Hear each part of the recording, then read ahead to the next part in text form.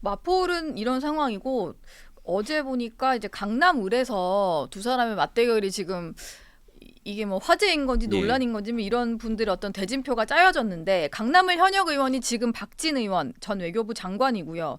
또 이원모 전 대통령실 인사비서관이 강남을에 공천 신청을 또 했더라고요. 네. 그두 사람이 지금 윤석열 정부 장관 그리고 대통령실 참모 출신이다 보니까 그 강남을은 웬만하면 되는 지역이라는 인식이 좀 강하다 보니까 둘이 이렇게 양지에서 맞붙는 게 맞느냐라는 얘기들이 좀 나오는 것 같아요. 그 공정한 경쟁을 할 텐데 그때 감정 싸움으로까지 이어지지 않도록 노력을 해야 된다. 네.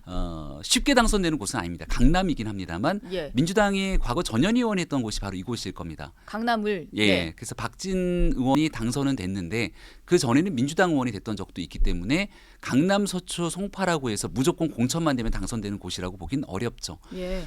제가 우려하고 있는 건 대통령과 제일 가까운 사람을 갖다가 의도적으로 전략 공천하는 거 아니냐 이런 목소리가 있었는데요.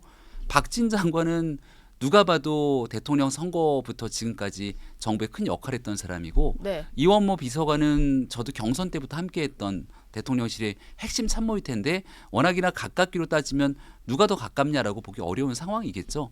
그래서 이런 다양한 자원들이 나와서 당의 승리를 위해서 경선하게 되는 모습들을 가지게 되는 건 의미가 있다고 판단하고 네. 그래서 누군가가 의도적으로 특정한 사람을 내려 꽂을 거다라고 하는 건 기후에 가깝지 않는가 생각합니다.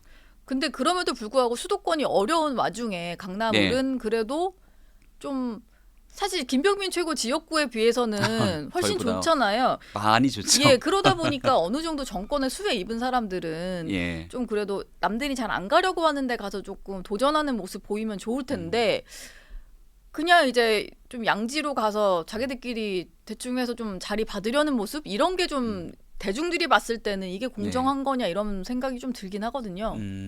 전체 선거 구도를 봤을 때 네. 그게 만약에 강남 지역이나 영남 지역뿐 아니라 전체 선거판에 악영향을 미친다 그러면 고려해야 될 측면도 당 지도부에 있을 겁니다. 네.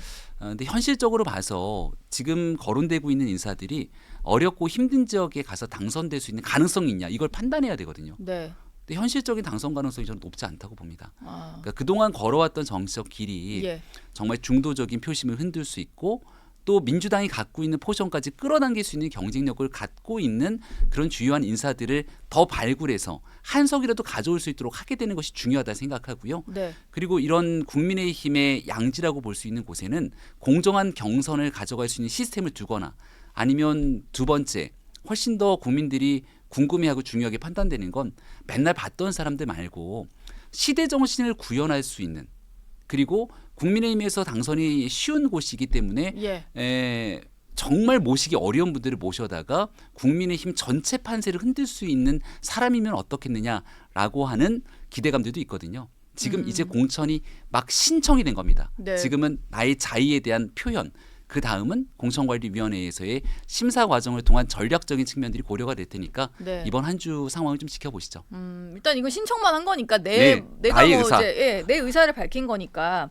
근데 지금 뭐 44곳 정도의 지역구는 공천 신청자가 한 분인 곳들이 꽤 있더라고요. 이게 나경원 전 의원의 서울 동작을이라든지 안철수 의원이 있는 이제 분당 갑 이런 곳인데 이런 경우는 뭐 단수 공천 가능성이 좀 높아지는 거잖아요. 예. 워낙 험지니까 좀 안 모였다 이렇게 좀 봐야 되는 거겠죠?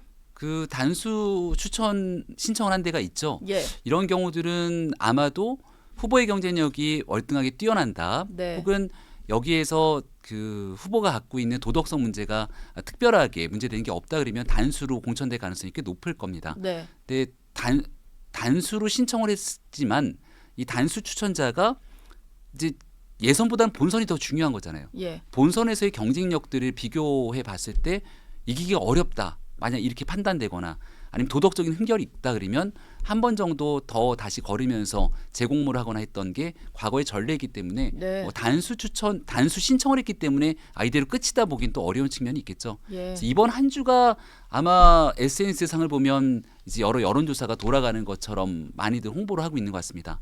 당에서는 그 설 명절 전에 아마 전체적인 경쟁력 조사를 하지 않겠는가 생각이 되는데 네. 그런 조사를 바탕으로 객관적인 데이터에 근거한 공천이 이제 막 시작이 된다라고 볼 수 있겠죠. 예.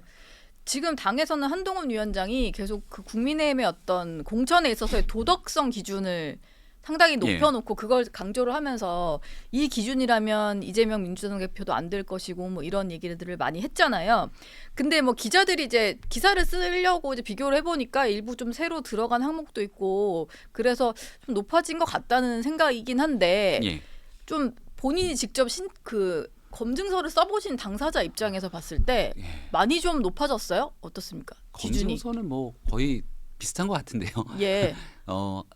새롭게 들어간 게 있다면 가상자산에 관련된 거. 아 가상자산이요. 예, 과서 김남국 의원 그 이후로 네. 국회의원의 가상자산, 뭐 비트코인 등에 대한 투자 문제가 거론이 됐기 때문에 이런 것들에 대한 보유 현황 조금 더 구체적으로 기술하는 것도 있고요. 예. 뒤에 보면 내가 이제 스스로 검증하게 되는 그 자가 검증 진술서가 쭉 있습니다. 네. 거기 이제 예전부터 굉장히 꼼꼼하게 기술하도록 돼 있는데 하지만 여기에 문제가 있다 손 치더라도 적당히 뭐 저쪽이나 우리나 균형을 맞춰서 넘어가는 과거의 전례들이 있었거든요. 네. 근데 이번만큼은 만약 그 갑질 문제, 학교 폭력, 음주운전 등 국민들 눈높이에 어긋나는 일들이 딱 정해져 있다면 여기를 얼만큼 과감하게 컷오프를 네. 할 건지 이 기준점을 하나 보여주는 것도 우리 국민의힘의 도덕적 검증을 높이는 하나의 시험대가 될 것 같은데요. 그렇게만 되면 네. 민주당과 확실하게 예. 차이점이 있는 정당으로 거듭날 수 있겠죠. 지난번에 그래도 좀 그 총선 준비하실 때랑 비교했을 때 좀 이번에는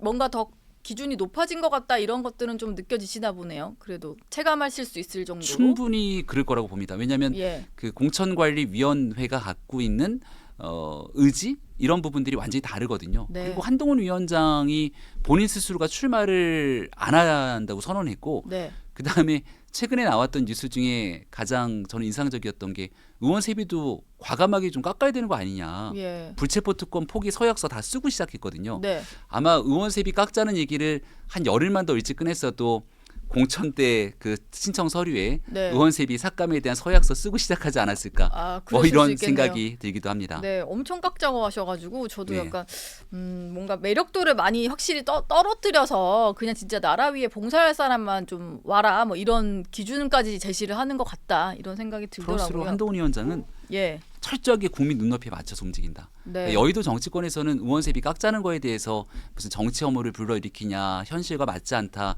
대통령과 장관 보고 어떻게 할 거냐고 얘기하는 사람들도 있는데 네, 대다수의 국민들 물어보면은 국회의원들 왜 이렇게 돈 많이 받냐, 일하지도 않고 이런 인식이 저변에 깔려 있거든요. 예, 그래서 국민 눈높이에 맞춰서 네. 한 위원장이 잘하고 있다고 생각합니다.